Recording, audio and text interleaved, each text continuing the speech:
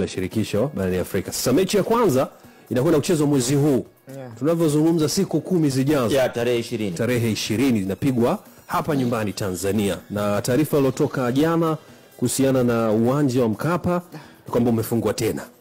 Kwa hivyo Simba watafute sehemu ya kwenda kucheza mechi yao. Amani Zanzibar. Kwa sababu kwa mfano mechi ya nusu finali ingekuwa inachezwa pengine Mei katikati au Mei mwishoni, ningesema maybe, lakini 10 days kutoka sasa. Sijui, maybe, I don't know, wataalamu wana mimi sijui.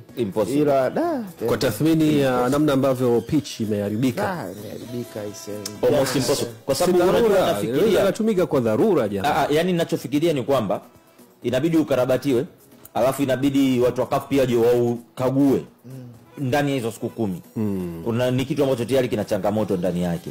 Na tukiwa wa kweli tu, wala hata wapaswi kujipa pressure ya kuifanya ndani ya siku 10.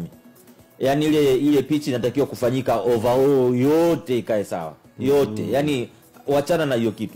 Kukosa mchezo mmoja na kuiweka pitch katika hali ambayo inatakiwa, to the standard ambayo inatakiwa, ni kitu sahihi sana. Unajua ni aibu au ni fedhea sisi kiwanja chetu kinakuwa katika hali ile inaponyesha mvua. Na kuna tatizo ambalo limekuwa ni la miaka nenda rudi, sio yani pakishanyeshaga mvua tu Mkapa hapana kuwa na changamoto ile.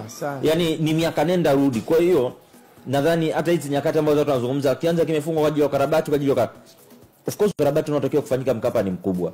Inawezekana wameanza kwenye miundombinu mingine ya nje. Na ndio maana jana unaona kuna sehemu pakubwa pametolewa viti, maana yake wanafanya mabadiliko ya viti. Lakini eneo la kuchezea yanakuwa nafanyika mabadiliko madogo madogo sana. Kwa hiyo at least sasa hivi tujue moja, Mkapa imefungwa ili ifanyiwe ukarabati utakao kamilika, full stop. Ama swala mingine tuachane nayo.